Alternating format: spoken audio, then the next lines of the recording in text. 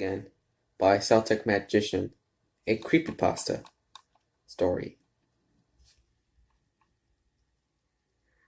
I've always been a little behind with playing the Pokemon games. I just couldn't afford some of them until much later. Although I wouldn't be able to play them unless I had the right system anyway. It wasn't until the release of Black and White that I was able to get my very own Nintendo DS. A friend has been letting me hers when I had purchased Platinum and Soul Silver to play several months back. Needless to say, I was pretty excited to finally have the chance to play through future games at my own pace, without needing to stop at strange intervals. To celebrate, I figured I could spoil myself a little more and pick up my copy of Pokemon Black. I had been watching my friend play Pokemon White for the past few weeks now I've been itching to start my own Unova adventure. I stopped by a local GameStop so if they had any used versions of the game. I knew it was a bit of a long shot since Black and White has been released earlier in the month and probably won't be on the used shelves yet. But I remain hopeful. Used games tend to be a tad bit cheaper, and I could really do with saving a couple extra bucks. Thankfully, luck seemed to be on my side that day as I spied a lone copy of Pokemon Black in the used section. Excitedly scoop it up, I left the store acting like a giddy grade schooler, which was slightly disappointed due to the fact that I couldn't afford an additional warranty with the game, and rushed on home to start playing. I spent the next couple of weeks playing Pokemon Black, relying on website walkthroughs to figure out where I should go and what Pokemon I could catch in each area. I had a pretty strong team at the end of the main story arc, consisting of Superior, Substrika, Simipour, Chandelure, Audino, and Reshiram. I love the legendary dragons in this game, so immediately after I finished my final battle with N and such, I thought I'd get myself a Zekrom through the GTS and a Japanese one at that to boot. However, there was one Pokemon I wanted the most in the game, Kyurem. I had fallen in love with Kyurem since I first saw its design on Bulbapedia about a year back. It had me a little sad that I couldn't get him until I was done the main storyline. After reading that you encountered him at level 75, the wait was probably well worth it, especially with the randomly high-level trainers who appear at the main story arc. I could explore a few other features that I unlocked after beating the main game. I took my team and went hunting for Kyurem. After arriving in a village, which spoke about a monster that lives in the giant chest, it took me a little while to figure out where to go it took me a little while to figure out where to go in order to reach Kyurem's lair. Finally, I came across the boulder I needed to move to get into the area and finally venture into the Chaz, fading a couple of opponents with my Reshiram and catching a much-needed Diddle along the way. It wasn't long before I reached the point where you hear Kyurem cry and the area turns into a snow-filled wasteland. I got a little lost while trying to find the cave that led me to the Pokemon, but I eventually found it and hurriedly made my way inside. This is when things start to get a little weird. According to what I read online, I should have emerged into a cavern where Kyurem will be waiting for me to interact with it at the end. Instead, I ended up inside some sort of a tunnel which made a sharp turn to the left. Perplexed, I figured that perhaps the information I had read for encountering Kyurem was incorrect, or was at least particularly relayed by the websites. So I decided to follow the tunnel anyway. I was surprised to find out that no wild Pokemon appeared as I continued into the area, but gathered that was just a part of the gameplay at this point. After the sharp left turn, the tunnel straightened out, and writings on the wall, much like what you would see in underwater ruins, only on a brown background, begin to appear every 20 paces or so. After interacting with one of them, I noticed that these writings were readable and were telling the story of Kyurem in dialogue boxes. Backtracking, I learned that this story was told by one of the villagers who was kidnapped by Kyurem years ago. The tale was a little different from what I had heard in the village earlier. According to the first four walls, Kyurem was supposedly the original body of Reshiram and Zekrom before the dragon split in two. The remaining tusks traveled to the furthest reach of Unova it could find before finding solace in the underground where it was supposed to sleep forever for eternity. However, when the icy meteor fell to Earth, it crashed into the area where Kyurem dwelled and stirred Pokemon from its slumber. Kyurem, enraged and bloodthirsty, began stalking the shadows at night, snatching anyone and anything that drew near, dragging them into its lair where it would later feast on them to try and cure its insatiable hunger.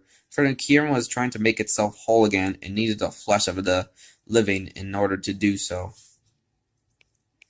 I saved the game after I read this just in case I would run into Kyurem shortly after this point.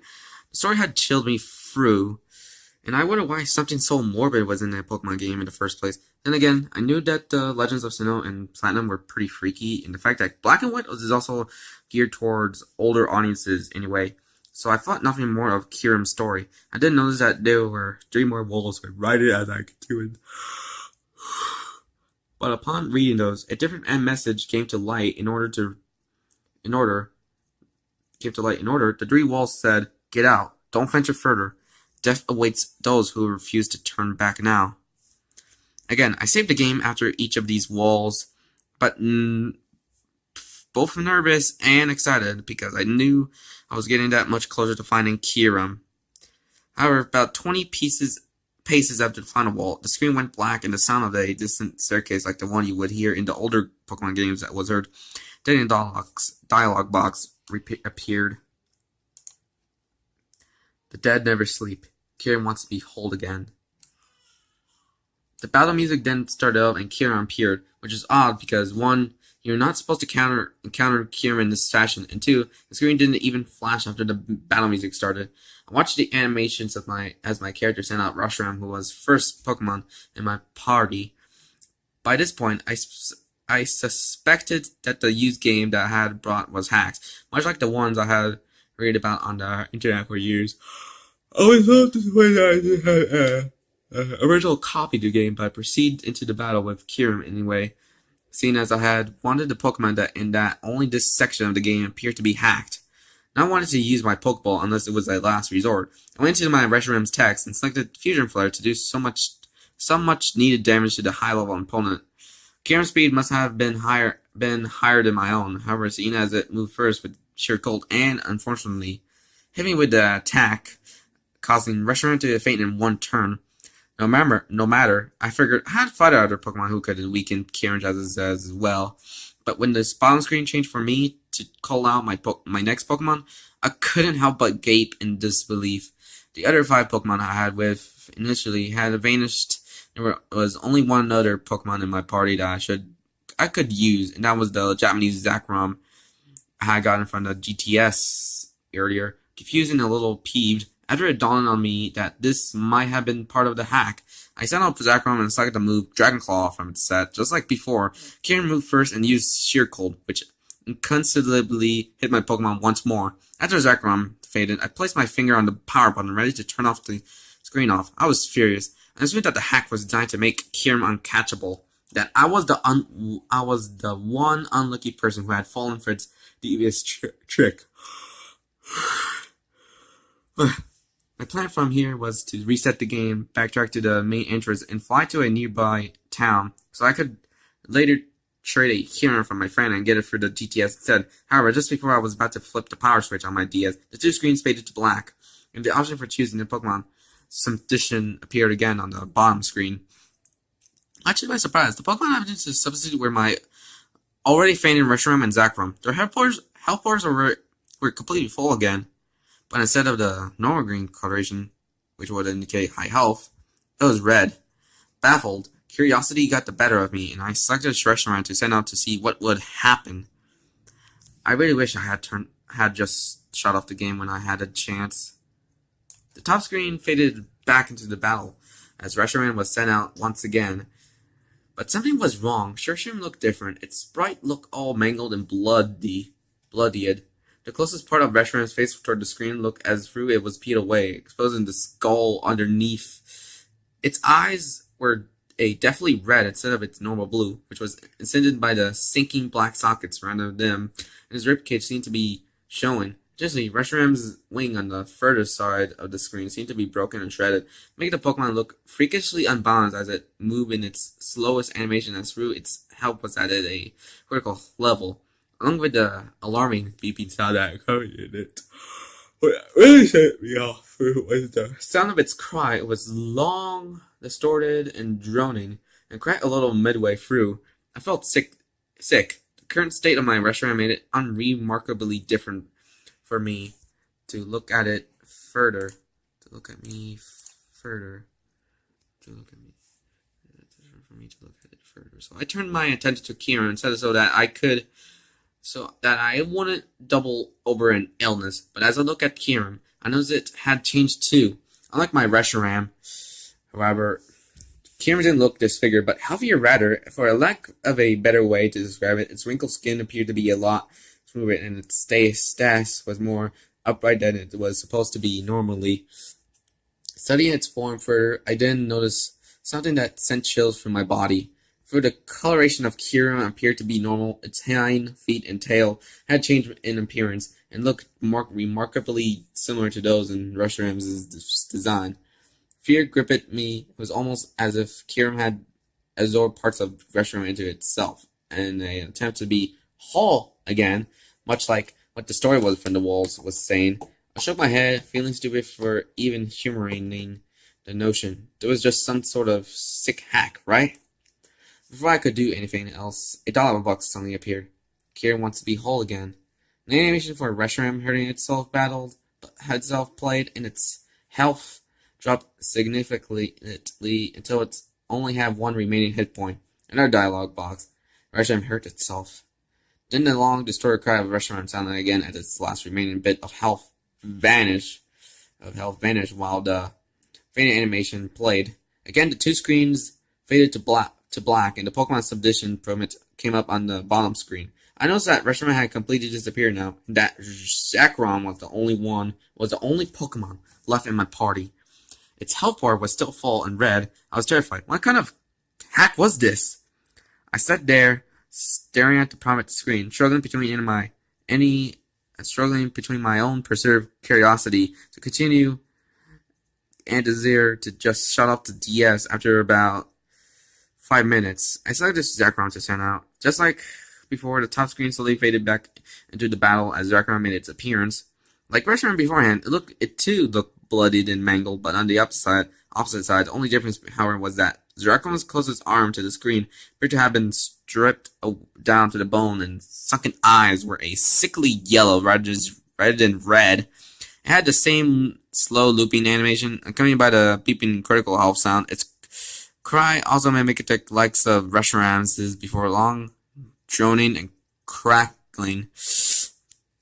I look at Kieran again, through how now it looked almost nothing like a Pokemon I had come to adore. Apart from its identity colors, Kieran now looked completely smooth and stood upright. Its forelimbs and wings looked like Zekrom's, and its back feet and tail still mirroring Reshiram.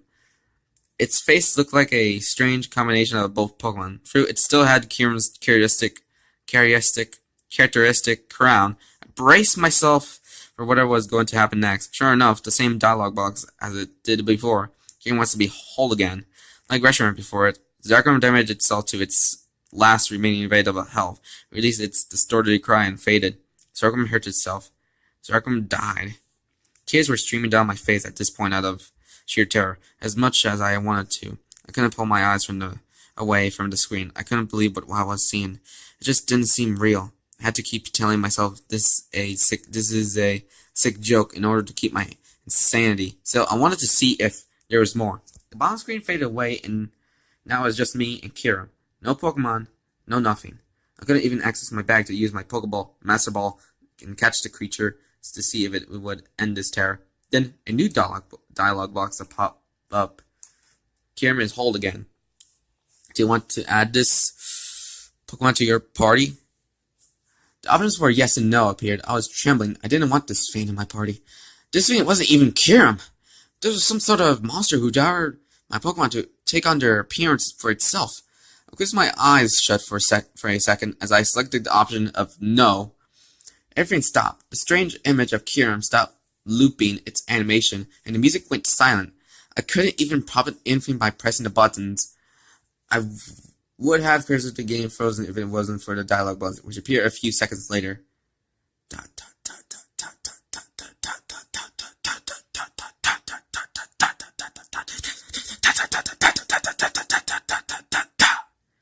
I see. That's too bad.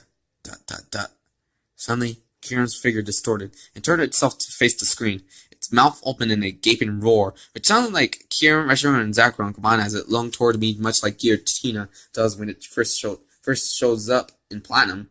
The sound blasted so loudly out of my DS speakers that I screamed and dropped the game system and started surprised, backing away from it as I did.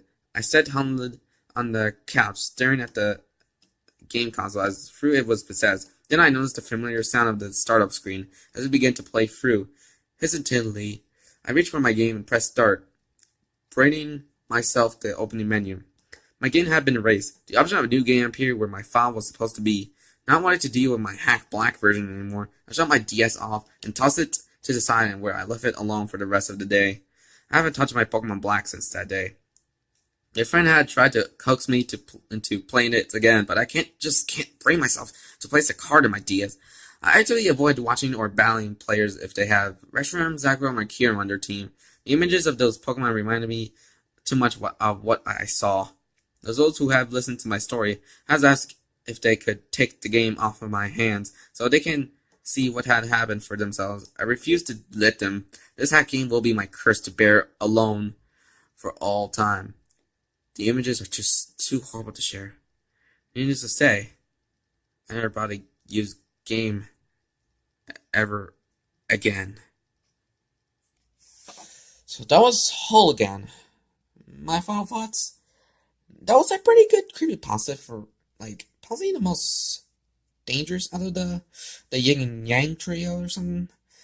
Kieran's can be a threat, mostly on its Pokedex and stuff, and its story.